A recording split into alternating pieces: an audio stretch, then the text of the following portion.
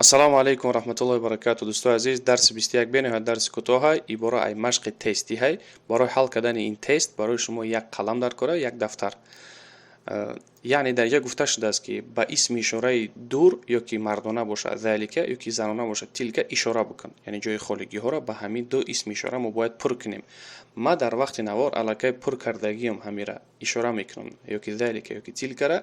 اما شما برای سنجش خودتان، برای سنجش ذخیره لغویتان میتونید به تگمچه توقف زیر بکنه، در دفترکتون خودتون حل کنه. بعد از آن که نوار تمام میشه خودتون بسنجید، اگه جا شما خطا کرده و در جا صواب کرده. موفقیت به شما و السلام علیکم.